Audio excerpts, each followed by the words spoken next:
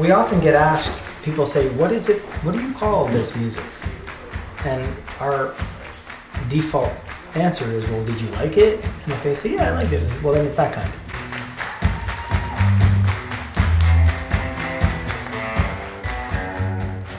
We're doing an interview with Melissa McClelland and Luke Doucet. Hello. Welcome to the Haskell Opera House. Thank you. Now you're on tour. Tell me a little bit about your tour. Yeah, well, our band is Whitehorse, and we're just getting into festival season, so the summer is usually traveling all over the country, sometimes to the States as well, and playing these gorgeous outdoor festivals. But tonight we played this amazing theater in Stansted, which is awesome. And this little run, we're not really, our record comes out in a couple of days, so we're not really fully on tour yet. So we'll go out and do a weekend here, weekend there, summer festivals, and to be like that. This week we're doing the Stansted show. Tomorrow we're doing Montreal Jazz Festival.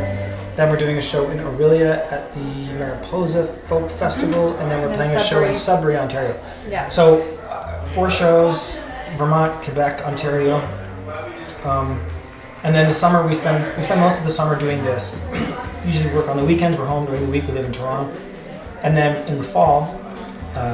We'll actually go on tour and be on the road for a couple months. We have a record coming out in a couple days. Yeah, the record comes out on July 7th. You were both individual artists before 2006. Yeah. And then you got married. Yes. Yep. And it took you 5 more years, and you decided to collaborate your music, and here we are now. Yeah. And you've got a record label with 6 Shooter Records. That's right. It's fantastic. I really absolutely love the motto of this record industry, the mission statement of the company.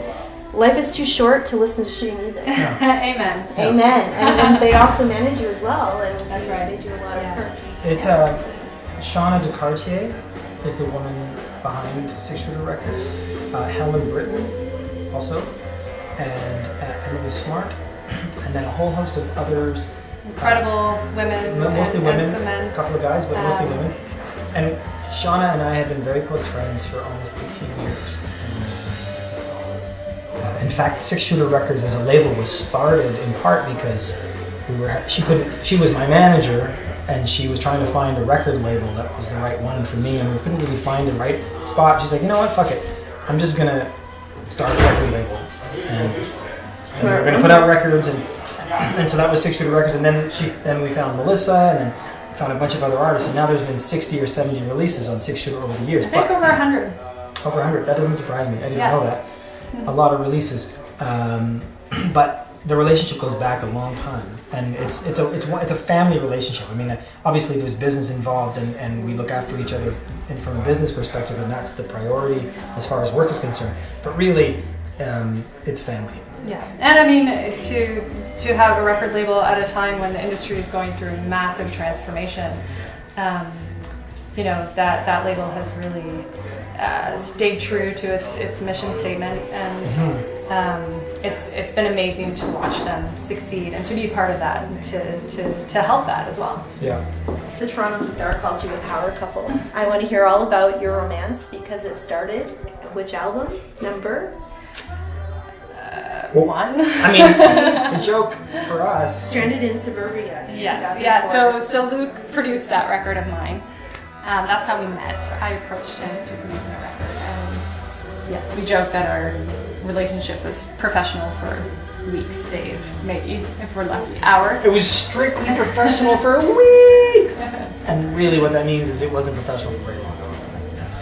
And then it became decidedly professional, which was amazing. 2 is better than 1. I think that's amazing. It was fun to watch your energy on stage because you're definitely a power couple. Yeah. Good job. I mean, for the first 5 years or so that we knew each other and played music, we were trying to juggle separateness. So Melissa would go on tour and I would go with her, and I'd be her guitar player. And then I'd go on tour as Luke Doucet, and she'd come out and she'd be my guitar player and singer and whatever we contributed to each other. And then we did that for a number of years and realized this is a little bit silly. Yeah. We should really just play together all the time. And we got to the point where our music was better with the other person. Yeah. It actually added something. And when that person was not there, it felt like something was lacking. And I think when we got to that point, we started talking about the idea of collaborating. At first it was just going to be a side project. We would put out one record under both of our names. And then it very quickly became clear to us that this was going to kind of take over. And we haven't really looked back since then. It's just been full steam ahead for Whitehorse and creating, writing music, putting music out. We're constantly putting stuff out there and constantly touring, which is easier when we're together. We're a family on the road. So it takes away that the lonely aspect of touring is removed for us, which is really nice. How did you feel about playing at the Haskell? It was incredible. I was saying today, one of my favorite things being on tour is just ending up in these fantastic places. We drove for 9 hours yesterday in an RV, which was really fun, by the way. And we arrived late at night. And we didn't really think about where we were going, or, we have our band around us and our tour manager. We're just kind of along for the ride in some ways. So we arrived late at night and we were staying at this absolutely spectacular B&B, and made ourselves comfortable, had an incredible sleep, and then woke up and I went outside and just started wandering around, and my jaw dropped because it's just such a beautiful historic town, and we're right beside this incredible historic church, and then coming to the venue today, it's really beautiful, and that's what really moves me about being on the road, is coming to these unexpected places that we probably would never find ourselves otherwise, and then to be able to somehow contribute or give back to the community here, to partake, is really special. So yeah, playing in this venue was really inspiring and really beautiful, and the crowd was fantastic. Well, we're very happy to have you. Thank you. Thank you. And Thanks Hal, a lot. you want to say a little kudo to Hal, a little shout out to Hal Newman, Oh, your host. Of course, Hal. It's interesting. It used to be assumed that you only played big cities, because you can't go to small towns because nobody's going to come here. Because nobody cares. Nobody's going to book your show. It's too weird. You play in Toronto and Halifax and Edmonton and Calgary and Vancouver and Winnipeg and Ottawa, and that's it. That's the country. And in the last few years, we've learned that that's been a mistake, and we've tried to find small places to play where there are people who care about music. And it's the product of the globalized world where people are on the internet and everybody knows what's going on. And Hal is one of those diamonds in the rough. And in this case, he's in Stansted. He's on the border between Quebec and Vermont, an hour and a half south of Montreal.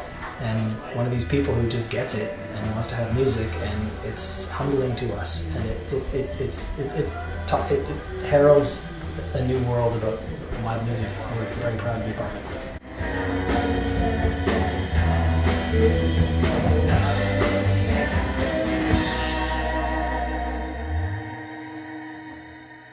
Of a sense